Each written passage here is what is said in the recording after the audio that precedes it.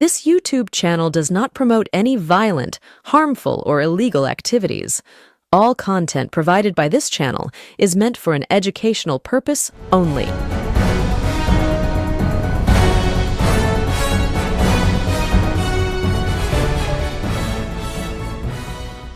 এই মুহূর্তে সবথেকে বড় খবর, তৃণমূল কংগ্রেস মুখপাত্র কুণাল ঘোষ ইতিমধ্যেই বলে দিয়েছেন যে বিজেপির একজন সাংসদ এবং 25 জনের বেশি বিধায়ক তৃণমূল কংগ্রেসে যোগদান করতে চলেছেন। যদিও অনেকেই ভেবেছিলেন যে এটি রাজনৈতিক বাজারগরম করবার জন্য কুণাল ঘোষ বলেছেন, কিন্তু সেই যে কথা বা সেই যে বার্তা বা সেই যে দাবি, সেই দাবি যে একেবারেই ফেলে দেওয়ার মতো নয়, সেই দাবির যে সম্পূর্ণ সারবত্তা রয়েছে তাতেই শিলমোহর দিচ্ছে একটি গুরুত্বপূর্ণ খবর। আজ সোমবার রাজ্যের মুখ্যমন্ত্রী মমতা বন্দ্যোপাধ্যায় তৃণমূল কংগ্রেস সুপ্রিমো, তৃণমূল কংগ্রেসের প্রতীকে নির্বাচিত লোকসভার সাংসদ এবং রাজ্যসভার সাংসদদের সঙ্গে একটি ভার্চুয়াল বৈঠক করবে। প্রধানত এই যে বৈঠক, সেই বৈঠক আগামী লোকসভা এবং রাজ্যসভায় যখন অধিবেশন হবে, সেই অধিবেশনে বাংলা এবং বাঙালিদের ওপর বিভিন্ন রাজ্যে অর্থাৎ বিজেপি শাসিত রাজ্যে যে অত্যাচার চলছে, বাংলা ভাষীদের বাংলাদেশি বলে দাগিয়ে দেওয়ার যে অপচেষ্টা চলছে এবং সর্বোপরি এসআইআর কে সামনে রেখে ভোটার লিস্ট সংশোধন করাকে সামনে রেখে যেভাবে বাঙালি ভোটারদের নাম ভোটার লিস্ট থেকে বাদ দেওয়ার যে চক্রান্ত চলছে, সেই নিয়েই সুর বেঁধে দেওয়ার জন্য মমতা বন্দ্যোপাধ্যায় রাজ্যসভা এবং লোকসভার তৃণমূল কংগ্রেসের সাংসদদের সঙ্গে ভার্চুয়াল বৈঠক। শোনা যাচ্ছে যে তৃণমূল কংগ্রেসের যখন ভার্চুয়াল বৈঠক হবে, ঠিক সেই সময়ই বিজেপির বাঙালি সাংসদদের সঙ্গে অর্থাৎ লোকসভা এবং বিধানসভায় বিজেপির যে সমস্ত বাঙালি সাংসদরা রয়েছেন অর্থাৎ পশ্চিমবঙ্গ থেকে নির্বাচিত সাংসদরা রয়েছেন, তাদের সঙ্গে বৈঠক করবে স্বরাষ্ট্রমন্ত্রী অমিত শাহ। অর্থাৎ আজ সোমবার একদিকে তৃণমূল কংগ্রেস সুপ্রিমো মমতা বন্দ্যোপাধ্যায় যেমন তৃণমূল কংগ্রেসের প্রতীকে নির্বাচিত সাংসদদের সঙ্গে বৈঠক করবেন ভার্চুয়ালি, ঠিক একই সময়ে পশ্চিমবঙ্গ থেকে নির্বাচিত বিজেপির সাংসদ এবং বিজেপির রাজ্যসভার সাংসদদের সঙ্গে বৈঠক করবে স্বরাষ্ট্রমন্ত্রী অমিত শাহ। সে নিয়ে একটি খবর প্রকাশিত হয়েছে, সেখানে বলছে সংসদে তৃণমূলকে জবাব দিতে চান বঙ্গের বিজেপি সাংসদরা। মমতার বৈঠকের দিনই শাহের সঙ্গে শ্রমিকেরা বসছেন দিল্লিতে। অর্থাৎ যেটা বললাম, মমতা বন্দ্যোপাধ্যায় তৃণমূল কংগ্রেস সাংসদদের সঙ্গে ভার্চুয়াল বৈঠক করবে, ঠিক সেই দিনই অমিত শাহের সঙ্গে বৈঠকে বসছে রাজ্যসভা এবং লোকসভার বিজেপি সাংসদরা যারা পশ্চিমবঙ্গ থেকে নির্বাচিত হয়েছেন এবং অবশ্যই বঙ্গ বিজেপির সভাপতি শ্রমিক ভট্টাচার্য। এই খবরেই বলছে কোন কোন বিষয় নিয়ে বৈঠকে আলোচনা হবে তা নিয়ে রবিবার বিকেল পর্যন্ত বঙ্গ বিজেপি নেতৃত্ব স্পষ্ট কিছু জানাননি। তবে শ্রমিক জানিয়েছেন সাংগঠনিক বিষয় নিয়ে আলোচনা হবে শাহের সঙ্গে। পাশাপাশি আরজিকর কাণ্ডে মহিলা চিকিৎসকের পরিবারের দাবি দেওয়ার কথাও শাহকে বলবেন বলে জানান শ্রমিক। অর্থাৎ কি কি বিষয় নিয়ে এই বৈঠকে আলোচনা হবে সে বিষয় শ্রমিক ভট্টাচার্যের কাছে জানতে চাইলে শ্রমিক ভট্টাচার্য জানান সাংগঠনিক বিষয় নিয়ে আলোচনা হবে এবং ইতিমধ্যে আপনারা সকলে দেখেছেন যে অভয়ার মা বাবা তৃণমূল কংগ্রেস ছাড়া বাদবাকি সমস্ত দলের দলীয় কার্যালয়ে গিয়ে তাদেরকে নবান্ন অভিযানে থাকবার জন্য আহ্বান জানিয়েছিলেন। যদিও আমরা সকলেই বুঝতে পেরে গেছি, জানতে পেরে গেছি যে এই নবান্ন অভিযান শুভেন্দু অধিকারী অভয়ার বাড়িতে যাওয়ার পরে শুভেন্দু অধিকারীকে পাশে রেখে অভয়ার মা বাবা নবান্ন অভিযানের ডাক দিয়েছিলেন। যদিও এখন শাক দিয়ে মাছ ঢাকার চেষ্টা করছেন।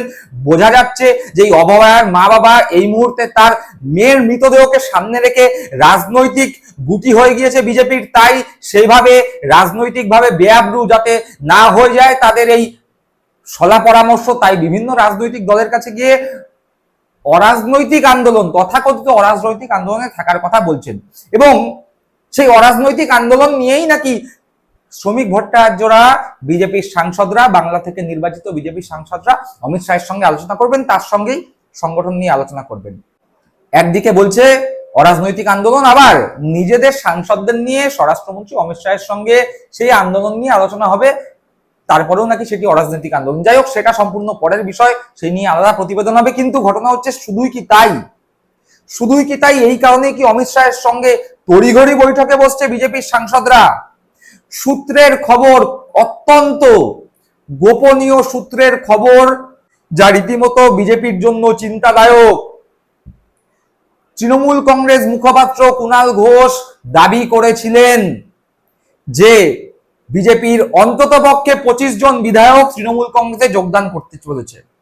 সেই কথা যে মিথ্যে নয়, সেই বিধায়কদের দলত্যাগ আটকাতেই তড়ি ঘড়ি অমিত শাহের সঙ্গে বিজেপির সংসদীয় দল বৈঠকে বসছে, সূত্র মারফত এরকম খবরই পাওয়া যাচ্ছে। সামনেই দুর্গাপুজো আসছে, দুর্গাপুজোর পরে বিধানসভা ভোট হতে হাতে মাত্র 4 মাস সময়। দুর্গাপুজো সেপ্টেম্বরের 28 তারিখ, কালী পুজো দিয়ে সমস্ত পুজোর পাট চুকে যাবে অক্টোবরের মধ্যে। পরে রইল নভেম্বর, ডিসেম্বর, জানুয়ারি, ফেব্রুয়ারি, মার্চ, অর্থাৎ 5 মাস হাতে থাকবে। ঠিক সেই মুহূর্তেই বিজেপি সব থেকে বড় ধাক্কাটা খাবে। যে সমস্ত বিধায়করা ভাবছেন তৃণমূল কংগ্রেসে যোগদান করবে, তাদেরকে বলা হচ্ছে যে তোমরা অপেক্ষা করো, পুজোর পরে তোমাদের যোগদান হবে। আর সেই অপেক্ষার পরে যদি সত্যিকারের তৃণমূল কংগ্রেসে সেই 25 জন বিধায়ক যোগদান করে, কুণাল ঘোষের দাবিকে সামনে রেখে বা কুণাল ঘোষের দাবিকে সত্যি করে যদি 25 জন বিধায়ক বিজেপি ছেড়ে তৃণমূল কংগ্রেসে যোগদান করে, সেক্ষেত্রে বিজেপি বিরোধী দলের তকমাও হারাবে, যা 2026 বিধানসভা ভোটের আগে বিজেপির জন্য অন্যতম বড় ধাক্কা হবে। আমরা দেখেছি অতীতে বারবার অভিষেক বন্দ্যোপাধ্যায় বলেছে দরজা হালকা করে খুলবো, দরজা হালকা করে খুলবো, কিন্তু দেখা গেছে অভিষেক বন্দ্যোপাধ্যায় খোলেননি। হয়তো এই মাহেন্দ্র ক্ষণের জন্যই অভিষেক বন্দ্যোপাধ্যায় অপেক্ষা করছিলেন যে যখন দরজা খুলবো এমন আঘাত করবো যে বিজেপির রাজনৈতিকভাবে কোমর ভেঙে যাবে, 2026 বিধানসভা ভোটের আগে আর উঠে দাঁড়াতেই পারবে না। যতই এসআইআর নিয়ে বাঙালিকে ভয় দেখাক, যতই বাংলা ভাষায় কথা বলবার জন্য বাংলাদেশি তকমা দিক, বাঙালিরা যে ভোট বাক্সে বিজেপির বিরুদ্ধে নিজেদের মতামত জানাবেন সে বিষয়ে একেবারে নিশ্চিত হয়ে তারপরেই বিজেপি বিধায়কদের নিজের দলে টানবার যে প্রক্রিয়া, সেই প্রক্রিয়া শুরু হবে। ঘটনাচক্রে এই সমস্ত বিজেপি বিধায়ক শুধুমাত্র অপেক্ষা করে বসে আছে তৃণমূল কংগ্রেসের নির্দেশের, এবং যা ঘটনাচক্রে ভবিষ্যতে রূপ পেতে চলেছে, যদি সমস্ত কিছু ঠিকঠাক থাকে, তাহলে আগামী দুর্গাপুজো, কালী পুজো অর্থাৎ পুজোর ছুটির পরেই। এবং এই বিধায়কদের দলত্যাগ আটকানোর জন্যই তড়িঘড়ি অমিত শাহের সঙ্গে বৈঠকে বসতে চলেছে শ্রমিক ভট্টাচার্যের নেতৃত্বে বাংলা থেকে নির্বাচিত বিজেপির রাজ্যসভা এবং লোকসভার সাংসদরা। যদিও শ্রমিক ভট্টাচার্যরা বলছেন সাংগঠনিক আলোচনা, কিন্তু এই সাংগঠনিক আলোচনার পিছনেই যে বিজেপি বিধায়কদের দলত্যাগের আলোচনা রয়েছে, সে বিষয়ে বিজেপির অন্দরমহলে কান পাতলেই কানাঘুষো শোনা যায়।